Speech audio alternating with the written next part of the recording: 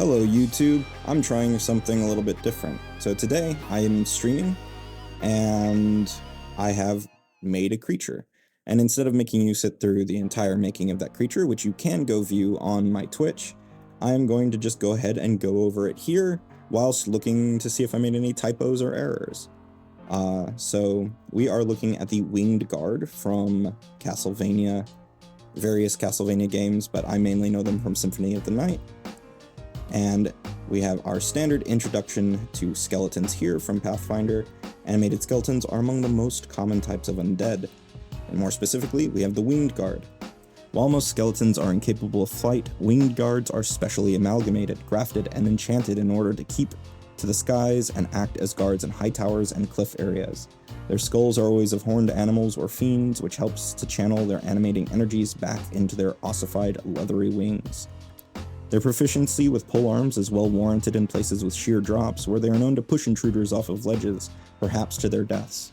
They are often stationed high upon structures, where they may pass as mere ornamentation if not too closely inspected, then diving upon any intruders with lethal momentum if they should be activated. So they are a level 4 mindless skeleton, undead and unholy.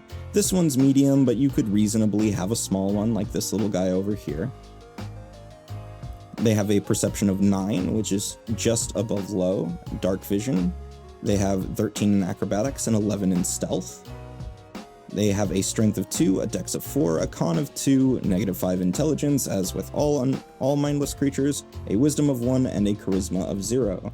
They are carrying a Fauchard, a steel shield, and a javelin, although, oh, I forgot to put in their javelins. We'll do that.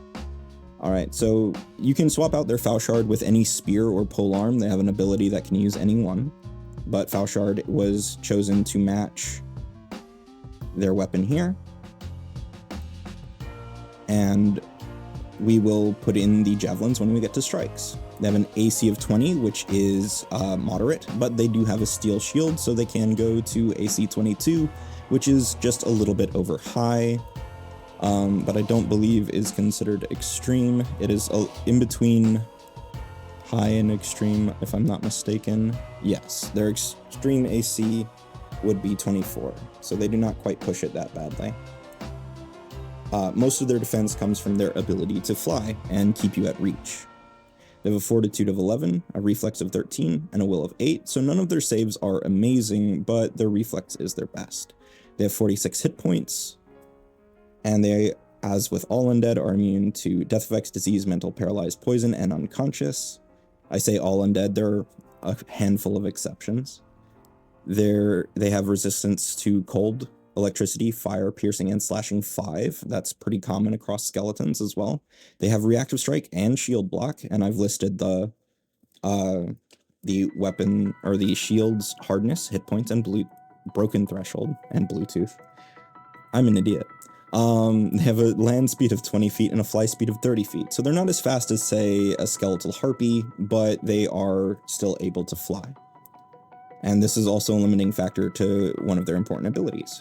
So they have a claw strike, which is agile, finesse, and unarmed, and deals low damage, which is 1d4 plus 6.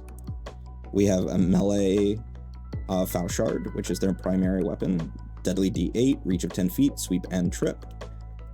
Which they're not going to be doing much tripping because they do not have athletics, and that was on purpose because then they would be very good at pushing people off cliffs. We want to rely on them critting to do that.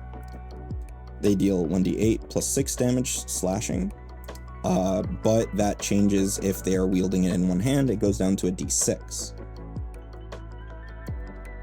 So, and they also have a shield bash, which is only plus 10, and has 1d4 plus 6 bludgeoning damage. And here we will go ahead and put in our javelins, which is going to be ranged.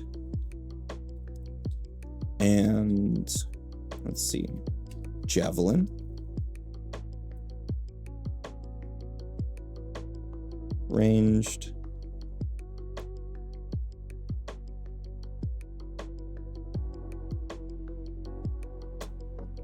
javelin, plus 12, and a range increment of 30 feet. Or, say, thrown 30 feet. Damage of 1d6.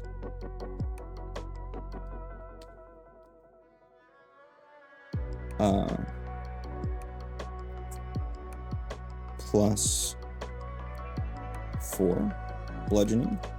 Oh no, we'll give him 6. 1d6 plus 6 bludgeoning. Or piercing, rather.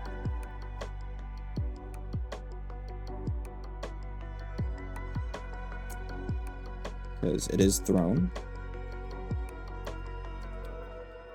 And now that we've got that put in, they have Diving Spike, which is a 2-action activity for them. It requires that they are at least 10 feet off the ground. The effect is that the winged guard must fly, descending a minimum of 10 feet, and make and blah blah blah blah blah. The winged guard must fly, descending a minimum of 10 feet, and makes a melee strike against a creature within its reach at the end of its movement. For each 10 feet that the winged guard descends, it gains a cumulative +1 circumstance bonus to damage on the strike. So this is where it was mentioning their deadly momentum. Normally, their damage is somewhere between low and moderate, with them two-handing their foul shard being moderate damage.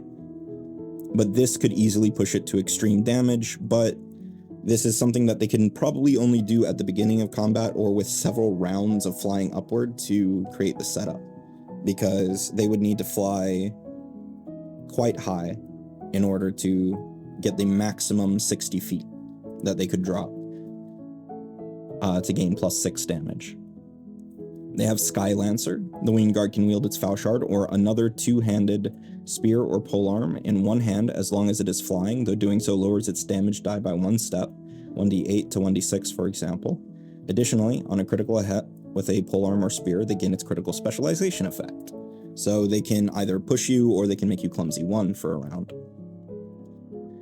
Still as stone until the next time it acts. The winged guard appears to be a grim sculpture. It has an automatic result of 31 on deception checks, and he sees to pass as a sculpted gargoyle of some kind. Creatures within 15 feet can see that it is clearly not made of stone, lowering the automatic result to 21. So if you're close enough, you can tell, but if it's far away, it's difficult. Now, we have the sidebar here, ranged wing guards. So some wing guards are equipped with ranged weapons instead of polearms. These guards usually keep a healthy distance from their foes, peppering them from above. Such wing guards replace Skylancer with the ability to gain the critical specialization of their primary ranged weapon group, and add 20 feet to the range increments of any ranged weapons they wield, so long as they are at least 30 feet above their target. So this also includes their javelins that they come with by default, but this only applies if their main weapon is a ranged weapon. And there is a reminder for aerial combat that it is important to remember with wing guards that flying upwards is difficult terrain, and flying straight downward gives you 10 feet for every 5 feet of movement spent. You can find this information within the fly action, as well as additional guidance in the aerial combat section of Player Core. So, this is about to go up on Patreon, and you can go view it over there. There will be a link in the description. Let me know what you think of the Winged Guard, as well as the over, I believe, 30 other Castlevania creatures and dozen or two other monsters that I have over there. Everything is free. Everything is completely accessible for no cost to you, but I would love if you could help and support me. Other than that, Eldritch Dream, thank you for coming. Peace.